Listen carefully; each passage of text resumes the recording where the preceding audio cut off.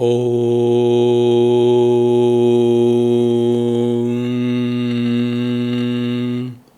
Namah Shivaya.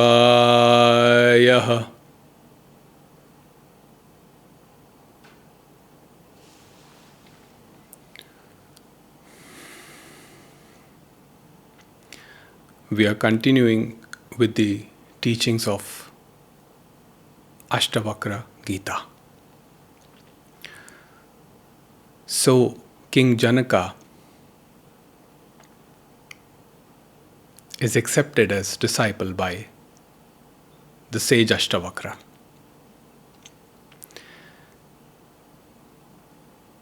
And then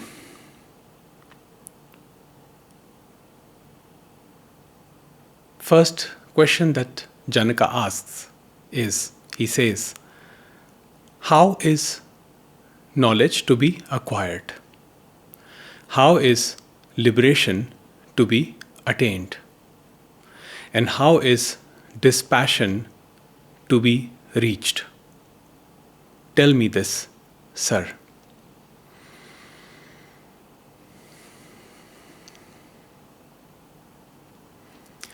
So this is a natural, very natural query of a mature seeker. And Ashtavakra can gauge that this is someone who has had spiritual insights and right now is in a state of confusion, probably because of concepts. Because we are given a lot of concepts that we must practice renunciation, we must do hard penance, we must perform certain rituals and practices in order to attain truth, know truth. But we are never told what is truth, how it is to be attained. So the seeker ends up confused most of the times. So it is a natural query, natural, curiosity by King Janaka, and he starts with this first verse. So Ashtavakra's response is as follows. He says, if you are seeking liberation, my son, shun the objects of the senses like poison. Practice tolerance, sincerity, compassion, contentment, and truthfulness like nectar. You see, in order to prepare oneself for a teaching like this, there has to be tolerance. And why tolerance is required is because if the mind is focused externally on the objects of the world, which can be anything. In today's world, it can be what's happening in the world, the news, the social media, the wars, and all forms of distraction and escapes which are available to us. So, we can get caught into this idea that, I'm sitting here contemplating on truth while suffering is happening outside. But this teaching says that there is no suffering on the outside. Suffering is simply identification with the mind and the stories that are spinning up in the mind. Therefore, having tolerance is the first quality that one needs. Then comes sincerity. Of course, it is a no-brainer that there has to be sincerity. Only then can there be any insight. And compassion. Compassion for oneself, compassion for others. Without compassion, again, the mind will be totally divergent, flowing here and there. So to quiet the mind, to center the mind, one needs compassion. Contentment and truthfulness. Contentment in what one has right now. You are in a position right now where you have everything to understand this message. If you have come across this teaching, that means you are in a position where everything around you is set. Now, your mind may say that, no, no, but I have to do this, I have to do that, I may not have time for this, time for that.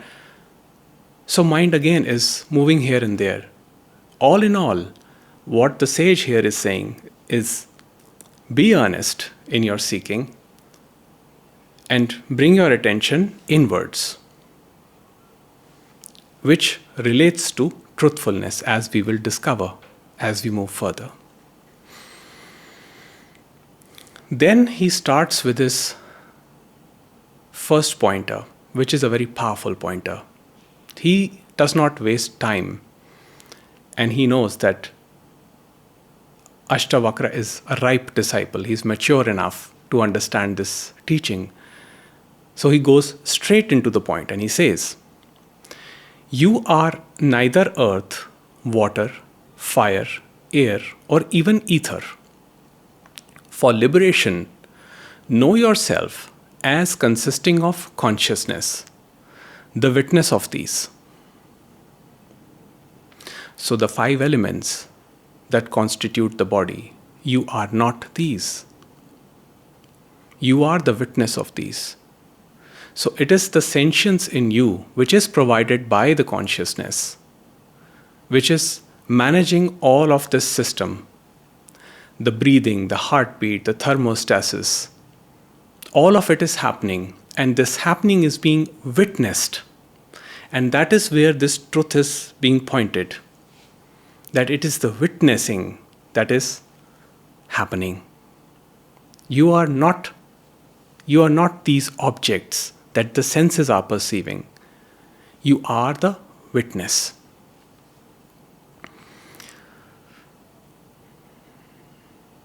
And then he goes on to the second truth, which again is a very powerful pointer, where he says, if only you will remain resting in consciousness, seeing yourself as distinct from the body, then even now you will become happy, peaceful, and free from bonds. So the only bondage is the identification with the body, with the senses. So what happens is that the pure consciousness illumines the mind, and mind illumines the sense objects, and sense object illumines or perceives the objects, the material objects of sense perception.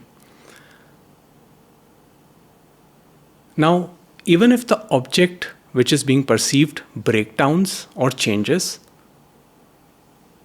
nothing happens to the consciousness. The consciousness remains detached from this entire process. And the direct perception is when the mind is still. When the mind is still, it is the direct perception of what is. Things the way they are happening. Without mind creating its own interpretation or applying its own meaning based on its personal filters. So from what I see is that when they say body, they include all of it. They include the mind, the filters, the conditioning, everything. And Ashtavakra says that you are neither of these. So this is the simple truth here and now, that once you know that you are consciousness, which remains unaffected by what is happening externally, and you are free in this very moment. Freedom is your nature. It is not to be acquired through hard disciplines, through practices. That is the misconception. So it is giving you direct truth here. And he says, know yourself as consisting of consciousness. Resting in consciousness as consciousness is sudden enlightenment. Is the sudden knowing that you are free. The moment you trap yourself in doership, where you say, oh no, I must do something to attain a state, a permanent state of bliss, or anything that your mind brings up as an object of desire, that is when you get swayed into thinking, conceptualizing. So you see, what is happening here is that Ashtavakra is basically telling King Janaka that based on faith, accept first that resting in consciousness simply will bring you sudden enlightenment. There is no hard practice, methods, tricks, tips that need to be followed or done.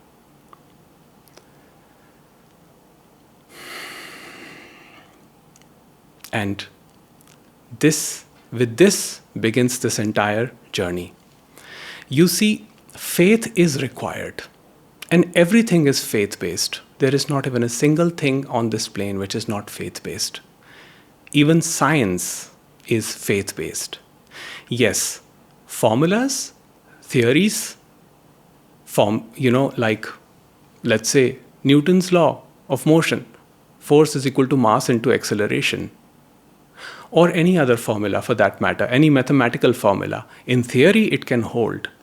But when you build a system, there is faith. When you build a rocket, when you build satellites, when you build advanced machines, they are all built on faith that all these formulas will hold and bring the desired result.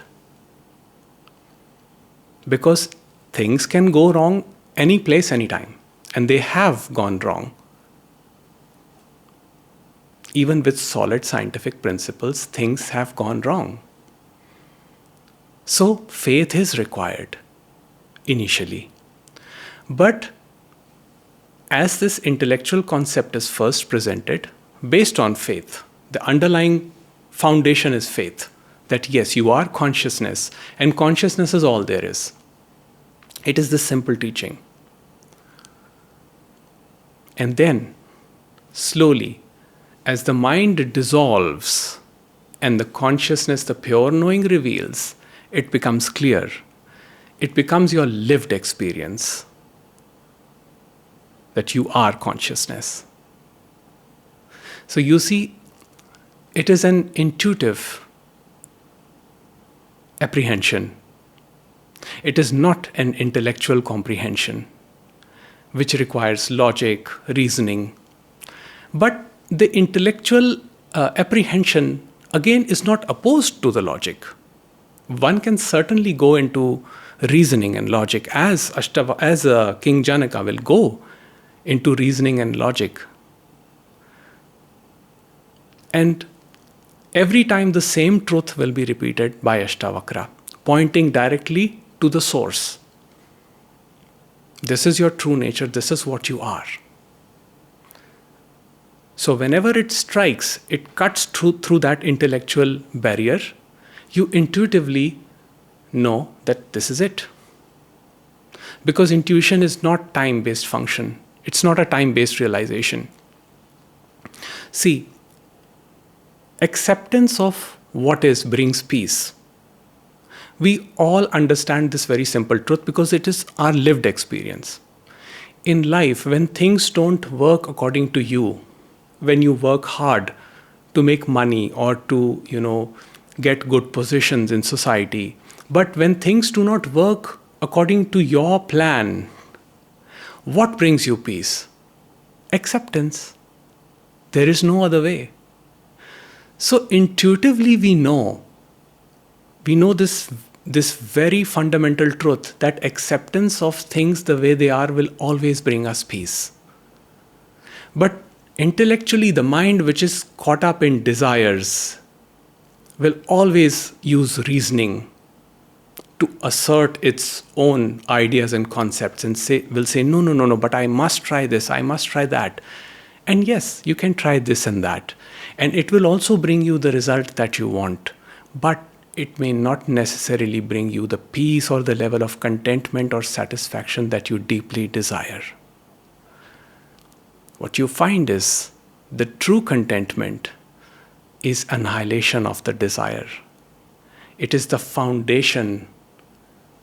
It is the groundless ground of beingness, which is the light of consciousness, which illumines everything, that brings true peace. So, Ashtavakra is just getting started, and he has started with a hard truth, saying that you are not the elements, you are not the body, your individuality is a myth. You're not the individual, you are the consciousness in which everything appears and disappears, but you remain in consciousness as consciousness.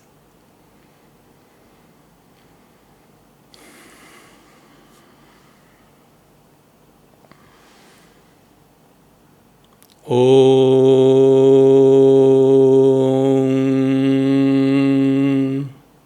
Namah Shivaya.